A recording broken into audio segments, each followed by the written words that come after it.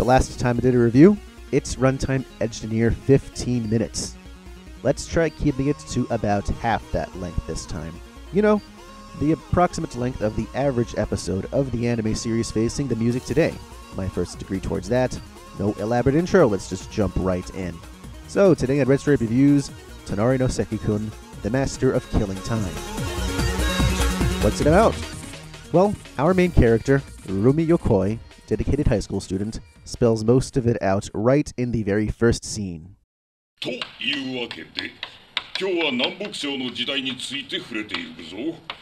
まずどこから始まったかというと、剣務の申請が1333年に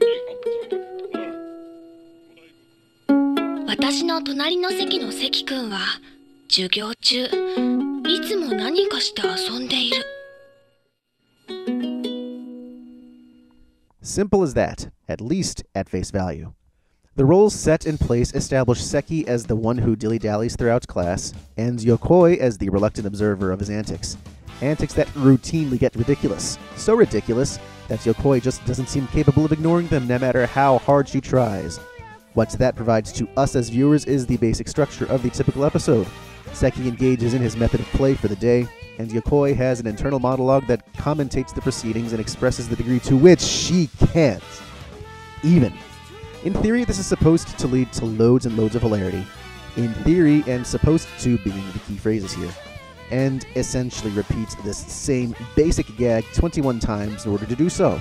Hence the central questions. First, is Tonari no Seki-kun actually funny? And I'm not talking any moderately funny bullshit here. No, I mean the heavyweights. Cromartie High School funny. Chris Padson and Lucy Christian in Full Metal Panic funny. And second, does Tonari no Seki-kun not get old? Well, I have excellent news. Yes, this show does both. Consistently laugh out loud funny, both on Seki's and Yokoi's parts, and it never gets old. And the reason why it never gets old is truly a thing of brilliance and complexity. We'll get to that a little later, because that requires first appreciating why Tonari no Seki-kun is funny as hell. First, the essential part, Seki's antics. They are done justice. They are genuinely amusing. It helps having them often based at least tangentially on the actual ways in which bored students will fart around in class, which Seki then takes way up to 11 in terms of elaborateness and absurdity. Whereas normal students will likely spend their time doodling in their notes, Seki makes an anime within the same span of time. And yes, I totally admit to having a child's glee upon discovering that a couple of those white erasers can be stacked and knocked over like dominoes, but Seki will bring tens upon tens of those erasers into class.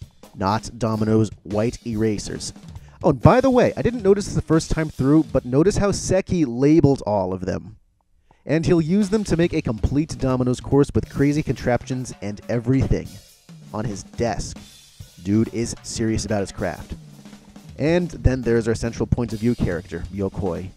Not quite as essential, but much easier to mess up in terms of comedy, especially when Tonari no Seki-kun makes her the main character instead of Seki. A bold move, considering that her shtick requires essentially making the act of yelling, stacking all those erasers like dominoes is fucking crazy! In surprise and shock, A, not be annoying, and B, furthermore, be actually amusing.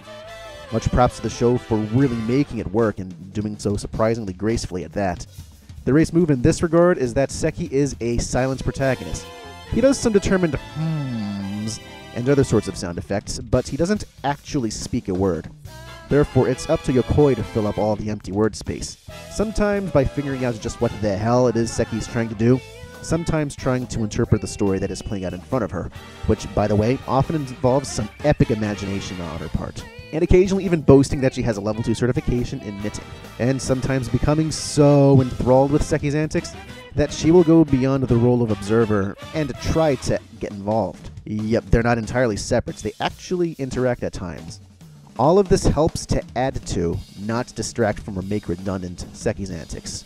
So bravo. There is sometimes even another layer or two piled upon the usual 1-2 punch of Seki and Yokoi. For example, some of the episodes involve Seki playing with Transformers-esque action figures, and they're among the best in the series. Part of the reason being that they add on an element of musical hilarity on top of the usual stuff. There's also helpfully a surprising amount of variety in play. in the range of ways Seki entertains himself, and also the range of reasons why Yokoi gets distracted. And there's even the occasional switch up in how the low-level mechanics of the setup are done, such as a different point of view character than the usual Yokoi in a couple of episodes. So basically, yes, this is funny stuff. Full Cromartie Panic funny. Now, how about that second virtue? Why does Tonari no Seki-kun never gets old? Well, everything described before outlines all of the obvious ways where the hilarity comes from, but there is an even subtler element to all of the antics that just piles the funny on, even after the end of each episode. I'll put it this way. Seki's antics, Yokoi's reactions, and the interplay between them are funny on their own, but all of those things are also clearly reflections on their character. And that is just something else entirely. Not merely funnier, but also richer, maybe the word I'm looking for, if that makes sense. These may just be a bunch of 7-minute shorts, but that doesn't stop Yokoi and Seki from being capital C characters. And that ends up taking what at first looks like a simple setup and complicates everything a little. Especially when it comes to Yokoi. In the beginning, Tonari no Seki-kun presents itself as using the classical double-act setup, with Yokoi as the straight man and Seki the funny man. But as the series goes on, that premise gets seriously subverted, if not straight up inverted. As you hear how involved Yokoi gets with Seki's antics and see such vivid flights of imaginations, and then see her even trying to interfere, well, that begs asking just how straight our straight man really is. Yokoi at least certainly thinks of herself as the straight, sane one, and as she'd be glad to tell you, she is the one falling victim to Seki's crazy, crazy antics. But how true is that, really? Along with the two mains being genuine characters is also an actual sense of series continuity, which ends up being really funny, because that means, in a way, Tonari no Seki-kun might actually be a riff on a staple character arc. That of the overachieving main character who meets a particular somebody on a completely different level, who in time influences them to loosen up a little. Something seen in a series such as, hell, the other Tonari. By which I mean Tonari no Kaibutsu-kun. The basic story in short, Shizuku is a top-performing student who is also very socially distant, valuing her academic performance above all else. A rather textbook example, in other words, of an ice queen. But one day, she meets the always absent from class Haru, who she thinks is fucking crazy, and in her defense, he actually is. But through her eventual friendship with him, and plus also being romantically interested, she starts learning to take it easy, and even make a few more friends. All with hilarity and a rooster called Nagoya along for the ride. Now, this Tonari, that of the Seki, works somewhat the same way, weirdly enough. Yokoi being the serious student here, with Seki as the crazy dude she's seated next to, though their version of the character arc is done in a much less overtly romantic manner. And whereas Shizuku's character development in Kaibutsu-kun is played straight, even where the series as a whole is in large part a comedy, Yokoi's character evolution in Seki-kun is played a great deal more irreverently. This all takes a show that could easily have been merely a pure entertaining distraction, and actually makes it a more indispensable experience. That's why Tonari no Seki-kun never gets old. And it far and away outclasses virtually every other anime short out there. Because, to reiterate, it does all of its handiwork in 7-minute increments. Quick, 10 seconds to think about why that particular time per episode is such a stroke of brilliance, even if it's merely accidental.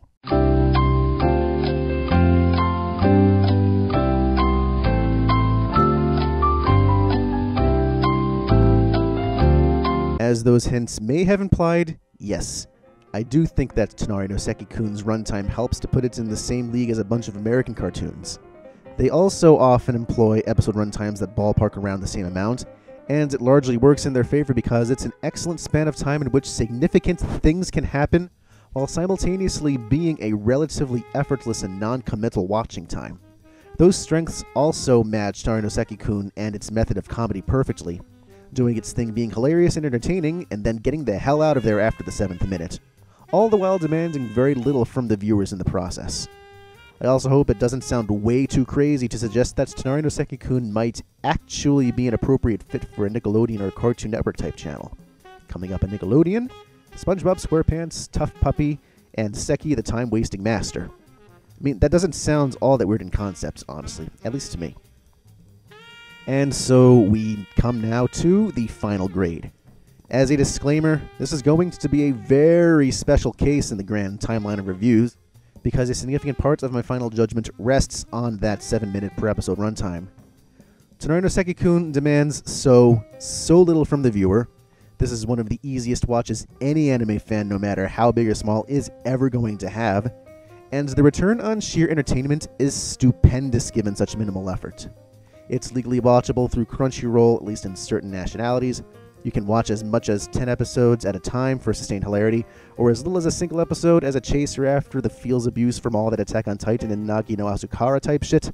And there's really no excuse for anybody who is able to view this very review to not watch at least a single episode.